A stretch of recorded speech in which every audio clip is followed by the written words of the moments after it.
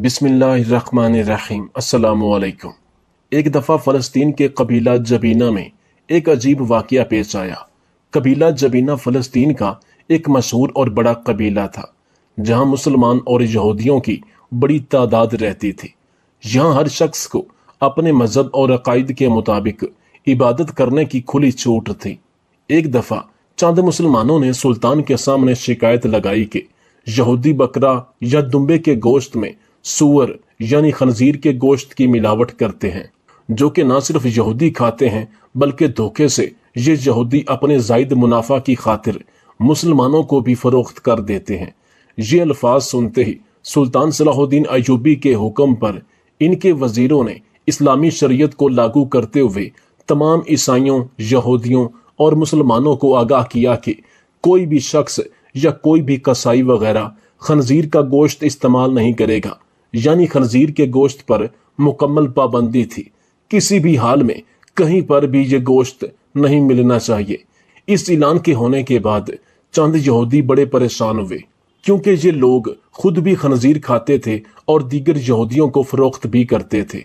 इसके साथ साथ ये धोखे से खंजीर के गोश्त को दीगर हलाल गोश्त में शामिल करके इसे फरोख्त भी करते थे। इन यहूदियों ने अपने चंद यहूदी उलमा से मशावरत के बाद एक दिन सुल्तान सलाहुद्दीन अय्यूबी की अदालत में हाजिर हुए और भरी अदालत में सुल्तान से सवाल किया कि अल्लाह ताला ने बेशुमार जानवर पैदा किए, जिनमें भैंस, बकरा, बैल, गाय, दुम्बा, घोड़ा, गधा और कुत्ता वगैरह, जबकि इनमें आपकी नजर में चंद एक जानवर हराम है। लेकिन आप लोगों को खंजीर से क्या मसला है? ये भी तो अल्लाह ताला ने पैदा किया है, और अगर एक शख्स शौक से इसे खाना चाहता है तो इसे इस्तेमाल करने में हर्ज ही क्या है? खंजीर भी तो दीगर जानवरों की तरह एक जानवर है। लिहाजा खंजीर पर आपने जो पाबंदी लगाई है इसे उठाया जाए, या हमें ऐसी दलील दी जाए कि मुसलमानों के साथ साथ हमारा भी इसे खाने से दिल भर जाए, या इसके ऐसे कोई जिस्मानी नुकसान बताएं कि जिससे हमें यकीन हो जाए कि खंजीर खाना वाकई मुज़र सेहत और हराम अमल है, क्योंकि हमारे आबाओ अजदाद इसे खाते चले आ रहे हैं और हमारे आबाओ अजदाद से लेकर आज तक लोग मन गढ़ंत कहानियां सुनाते हैं जिन पर हमें कोई यकीन नहीं है। हम अपनी आंखों से इसके ऐब देखना चाहते हैं, इसके नुकसानात देखना चाहते हैं। सुल्तान सलाहुद्दीन अय्यूबी ने इन यहूदी आलिमों के सवाल तहम्मुल से सुने और इनसे कहा कि जैसा कि आपने कहा कि खंजीर के मुतालिक आपके आबाओ अजदाद से लेकर आप तक इसके मुतालिक मन गढ़ंत कहानियां पेश की जाती हैं, लिहाजा आपको अगर खंजीर के ऐब देखने हैं या अपनी आंखों से इसके जिस्मानी नुकसानात देखने हैं, या ये देखना चाहते हैं कि आखिर खंजीर ही तमाम जानवरों से घटिया क्यों माना जाता है, इन सब चीजों का अमली मुजाहिरा देखना चाहते हैं, तो कल आप अपने किसी भी एक खंजीर को लेकर मेरी अदालत के साथ वाकई बड़े मैदान में आ जाइएगा। मैं आपको हकीकी और अमली तौर पर इसके नुकसान, इसके ऐब, जो कि ना सिर्फ आप और मैं देखेंगे बल्कि दुनिया का हर वो शख्स देख सकता है जिसको अल्लाह ने आंखें और दिमाग दिया है। लिहाजा कल जोहर की नमाज के बाद आप लोग हाजिर हो जाइएगा। सुल्तान की ये बात सुनकर यहूदी उलमा वापस चले गए, लेकिन पूरे फलस्तीन में ये बात फैल गई कि अगले दिन यहूदियों के दिए गए चैलेंजेस का जवाब सुल्तान सलाहुद्दीन अय्यूबी अमली तौर पर देने वाले हैं। किस्सा मुख्तसर ये कि अगले दिन नमाज जोहर के बाद तमाम यहूदी आलिम और लोगों का जमे गफीर मुकर्रर करदा जगह पर हाजिर हो गए। सुल्तान ने यहूदी आलिमों से पूछा कि आप अपना जो सबसे समझदार, खूबसूरत, ज़हीन खंजीर लेकर आए हैं, तो यहूदियों ने सामने कर दिया। इसके बाद सुल्तान सलाहुद्दीन अय्यूबी ने इस बड़े मैदान में तमाम लोगों को मुखातिब करने के बाद इस खंजीर के सामने एक घोड़ा, एक कुत्ता, एक गधा, बकरा वगैरह चंद जानवर खड़े कर दिए। सुल्तान ने सबको मुखातिब किया, यहूदी आलिमों को अपनी तरफ मतवज्जे करने के बाद कहा कि मैं आपको एक ही चीज अमली तौर पर दिखाऊंगा, और मुझे उम्मीद है कि आपके तमाम सवालों के जवाबात इसी एक अमल से जाहिर हो जाएंगे। बगैर वक्त जाए किए मुख्तलिफ जानवरों का फुजला, यानी कि जानवरों की गंदगी और इंसानी पखाना को एक जगह लाया गया। इसके बाद घोड़ा, कुत्ता, गधा, बकरा वगैरह इन तमाम जानवरों को इस गंदगी के सामने लाया गया, जिसमें जानवरों का फुजला और इंसानी पखाना शामिल था। लेकिन जानवरों में से کسی ایک نے بھی انسانی فضلہ یا دیگر گندگی کو نہیں کھایا۔ کچھ دیر کے بعد جب سب لوگوں نے یہ منظر دیکھ لیا، پھر سلطان نے حکم دیا کہ اب آپ اپنا سمجھدار، خوبصورت، ذہین اور چہیتا خنزیر بھیجیں۔ جو ہی یہودیوں نے اس خنزیر کو چھوڑا تو یہ خنزیر ساری گندگی کھا گیا، جسے دیکھ کر پورے میدان میں سناٹا چھا گیا۔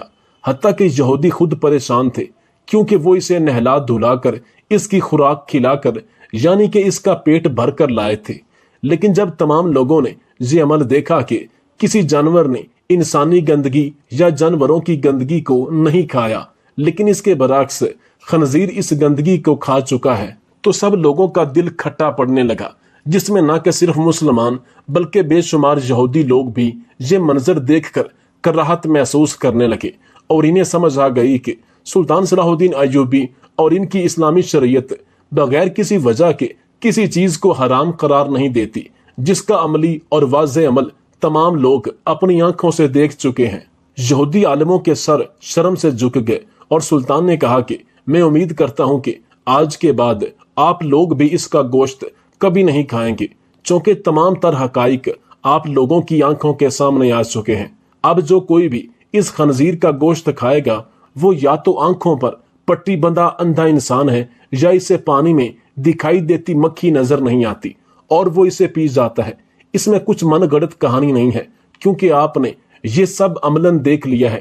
اس کے بعد سلطان صلاح الدین ایوبی نے تمام میدان کو خاموش کروایا، سب کو مخاطب کیا، یہودی عالموں کو خاص کر اپنی طرف متوجہ کیا، اور بلند آواز میں کہا کہ گھوڑا، بکرا، بیل، دمبا، گدھا، کتا، مرغا، یعنی کہ ہر جانور کو اللہ تعالیٰ نے اپنی مصلحت کے تحت پیدا کیا ہے، لیکن واحد جانور خنزیر ہے جسے اللہ تعالیٰ نے دنیا کے آغاز میں دیگر جانوروں کی طرح نہیں بنایا، نہ پیدا کیا۔ سلطان کے یہ الفاظ سن کر پورے میدان میں لوگوں میں حیرانی کا سما بن گیا۔ سب لوگ حیران تھے کہ جب باقی تمام جانوروں کو اللہ تعالیٰ نے دنیا بنانے کے بعد اپنی مصلحت کے تحت پیدا کیا، تو خنزیر کو کیوں پیدا نہیں کیا؟ آخر اس کو بعد میں کیوں اور کس لیے پیدا کیا گیا؟ پھر سلطان صلاح الدین ایوبی رحمۃ اللہ علیہ نے فرمایا کہ اسلام میں خنزیر حرام ہے، لیکن اللہ نے اس جانور کو کیوں پیدا کیا؟ اس کو پیدا کرنے کی حکمت کیا تھی، اور اسے بعد میں پیدا کرنے کی ضرورت کیوں پیش آئی؟ پھر سلطان نے فرمایا کہ نوح علیہ السلام کی کشتی جب طوفان نوح میں تیر رہی تھی، تو کشتی میں انسانوں کے ساتھ ہزاروں جانور بھی تھے جو کشتی میں بڑا پیشاب یعنی کہ پخانہ کرتے تھے۔ نوح علیہ السلام اور اس کی قوم کو پیشاب سے بڑی تکلیف ہوتی تھی، لوگوں کو بہت زیادہ کراہت محسوس ہوتی تھی، ایک عجیب سی تکلیف سے لوگ گزر رہے تھے۔ تو حضرت نوح علیہ السلام نے اللہ تعالیٰ سے دعا مانگی کہ ہمیں اس گندگی سے نجات دلا۔ اللہ تعالیٰ نے حضرت نوح علیہ السلام کی دعا قبول کی۔ پھر اللہ تعالیٰ نے ہاتھی کی دم سے نر اور مادہ خنزیر پیدا کر دیے۔ خنزیر کشتی میں گھومتے پھرتے اور گندگی کو کھا جاتے تھے۔ اس طرح نوح علیہ السلام اور اس کی قوم کو گندگی سے نجات مل گئی۔ لیکن جتنے لوگوں نے اس کو آنکھوں سے دیکھا، سنا، سب کو اس جانور کے گوشت کھانے سے کراہت محسوس ہوتی تھی، تو اللہ تعالیٰ نے اس کے گوشت کو اس لیے حرام قرار دیا ہے۔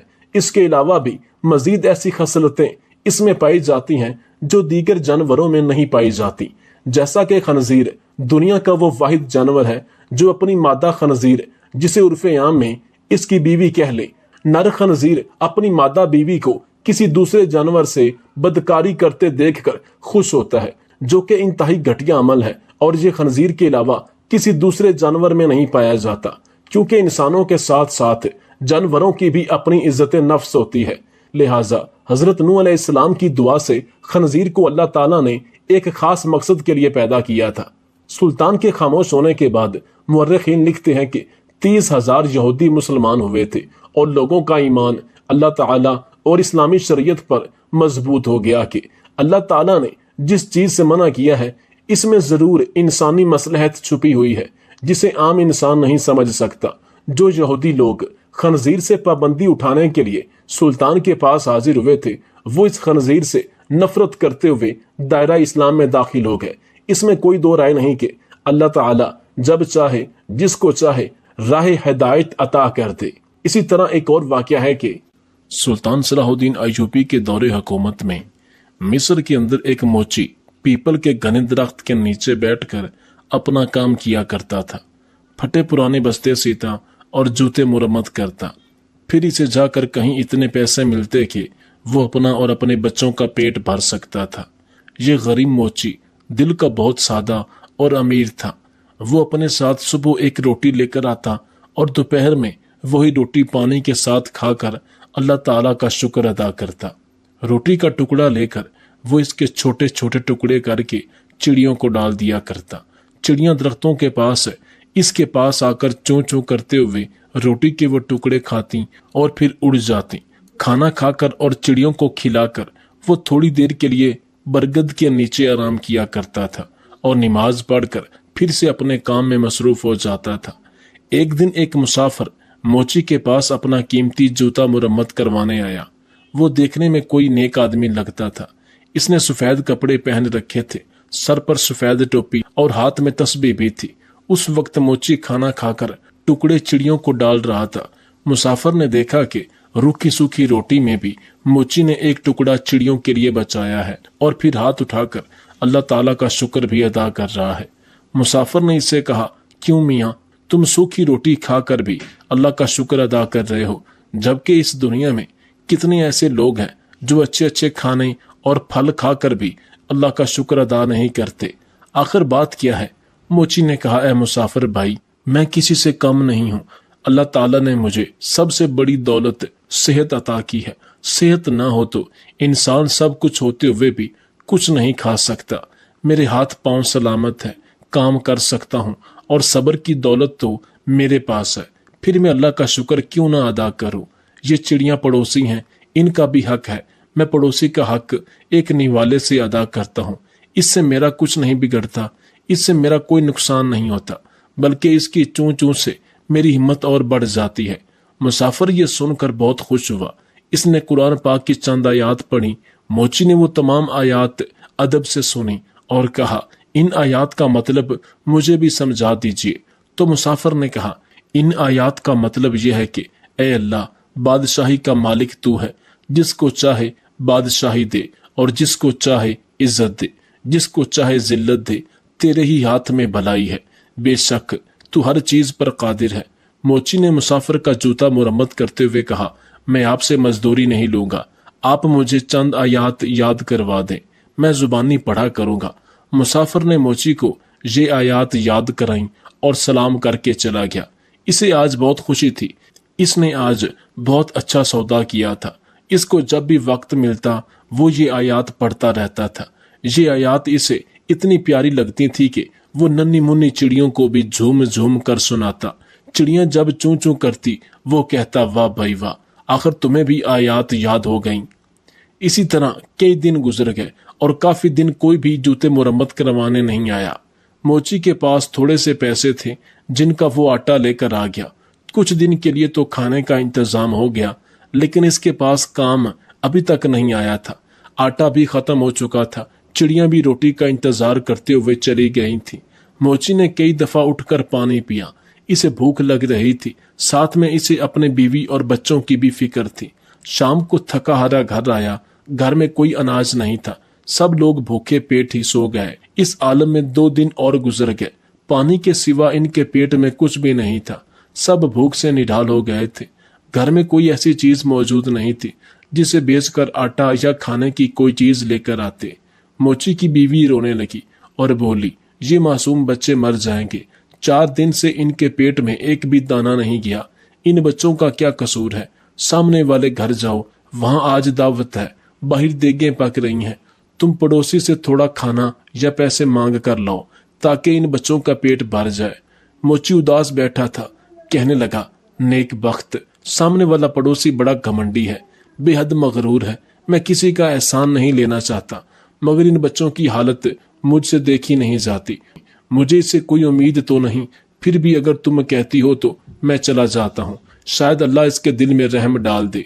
मोची अपने पड़ोसी के पास गया और इसे सलाम किया, साथ कहा कि 4 दिन की भूख ने मुझे मजबूर कर दिया है कि मैं अपने बच्चों के लिए आपसे खाना मांगने आया हूँ, या कम से कम आप मुझे कुछ पैसे ही उधार दे दें। मेरे पास जैसे ही पैसों का इंतजाम होगा मैं आपको वापस कर दूंगा। बच्चों की हालत मुझसे देखी नहीं जा रही। आपको यकीन ना आए तो आप मेरे घर देख लें। अगर आज भी इनको खाने को कुछ ना मिला तो वो मर जाएंगे। पड़ोसी ने हंसते हुए कहा, तू तो बड़ा चालाक है। घर के बाहर देगे पकती हुई देखी तो सोचा कि क्यों ना मांग कर खाना लाकर मजे से उड़ाऊं। अरे बदबख्त, मेहनत कर। पैसे कमाना बड़ा मुश्किल काम है। मैंने भी बहुत मेहनत की है, तब कहीं जाकर ये घर बना है। तुम जैसे मुफ्त खोरे पर पैसे क्यों जाया करूं। अब जा, भाग जा। मोची बेचारा खामोश खड़ा रहा। पड़ोसी ने अपने एक मुलाजिम को आवाज देकर कहा, अरे जरा इस कमबख्त मोची को धक्का देकर घर से बाहर तो निकालो। खाने की खुशबू पर फकीरों की तरह लपक कर आया है। मेरा पैसा हराम का नहीं जो इन पर जाया करूं। 2-3 नौकर भागते हुए आए और मोची को धक्का देकर घर से बाहर निकाल दिया। मोची में ताकत तो थी नहीं, धक्के खाकर नीचे गिर पड़ा। नीचे पड़े पत्थर से पेशानी टकराई और खून बहने लगा। जैसे तैसे करके उठा और पेशानी पर हाथ रखा, मस्जिद की तरफ चल दिया। इसमें घर जाने की हिम्मत ही नहीं थी। इसके घर बच्चे तो खाने की आस लगाए बैठे थे, बाप का इंतजार कर रहे थे। मस्जिद में जाकर इसने पहले तो पेशानी साफ की और फिर वुजू करके नमाज पढ़ी और फिर दुआ में अल्लाह ताला से रो रो कर गुनाहों की मुआफी मांगी। रोते रोते कहने लगा, ऐ अल्लाह, बादशाही का मालिक तू ही तो है। तू जिसे चाहे इज्जत दे और जिसे चाहे जिल्लत दे। तेरे ही हाथ में भलाई है। तू हर चीज पर कादिर है। वो मोची बेचारा रोता रहा और ये आयात पढ़ता चला जा रहा था। इतने में मस्जिद में एक आदमी आया। इसने मोची की जुबान से ये अल्फाज सुने और इसके दिल पर बहुत गहरा असर हुआ। इसने वुजू करके नमाज पढ़ी और मोची को सलाम किया और कहा, मैं एक ताजर हूँ और अपना सामान लेकर इस शहर में आया हूँ। आते ही मुझ पर यह मुसीबत टूट पड़ी कि मेरा वफादार साथी मर गया और अब मुझे एक मुलाजिम की जरूरत है। तुम भी अल्लाह के घर में हो और मैं भी अल्लाह के घर में हूँ। अगर तुम मेरे काम करो तो मैं वादा करता हूँ कि तुम्हें तुम्हारा हक पूरा दूंगा और तुम भी वादा करो कि वफादारी से काम करोगे। मोची ने अल्लाह का शुक्र अदा किया क्योंकि अल्लाह ताला ने इसकी दुआ सुन ली थी। इस शख्स ने मोची को कुछ रकम दी। मोची ने इससे खाना खरीदा और घर ले गया। सब ने साथ मिलकर खाना खाया। मोची ने ताजर के साथ मिलकर काम करना शुरू कर दिया। थोड़ी ही मुद्दत में इसके पास बहुत से पैसे जमा हो गए। जब सुदागर अपने वतन वापस जाने लगा तो मोची ने खुद तिजारत शुरू कर दी। अल्लाह ताला ने बरकत दी और वो मोची कुछ ही अरसे में शहर का अमीर तरीन आदमी बन गया। इसने एक खूबसूरत घर बनवाया और वही आयात जो वो हर वक्त पढ़ा करता था एक पत्थर पर लिखवा कर अपने मकान पर लगवा दी। इसके यहाँ कई नौकर काम किया करते थे। बावर्ची खाने में बहुत सारा खाना पकता था। कोई गरीब आदमी आता तो मोची उसे इज्जत से बिठाता, खाना खिलाता और इसकी मदद करता। बरगद के दरख्तों पर जो चिड़िया रहती थी वो इन्हें भी भूला नहीं। वो अब भी हर रोज इन्हें ढेर सारा दाना डालकर आता। एक दफा सर्दी का मौसम था, बारिश हो रही थी कि तब ही दरवाजे पर किसी ने दस्तक दी। नौकर ने दरवाजा खोला तो एक आदमी फटे पुराने कपड़ों में बाहर खड़ा कांप रहा था। नौकर इसे अंदर ले आया और इसे कपड़े लाकर दे दिए और बावर्ची खाने में ले जाकर इसे गरम गरम खाना लाकर दे दिया। इस आदमी की ये हालत देखकर नौकर रोने लगा। इत्तेफाक से मोची उस वक्त जाग रहा था। इसने नौकर को रोता देखकर पूछा, क्या बात है? इसने कहा, हुजूर, आपके दरवाजे पर जो आयात लिखी हैं इनका मतलब आज मुझे समझ आया है। अभी जो फकीर आया है, चंद साल पहले वो बड़ा अमीर आदमी हुआ करता था। उसका बड़ा मकान था, इसके पास बहुत सी दौलत थी, मगर ये शख्स हर किसी को हकीर जानकर इसे जलील किया करता था।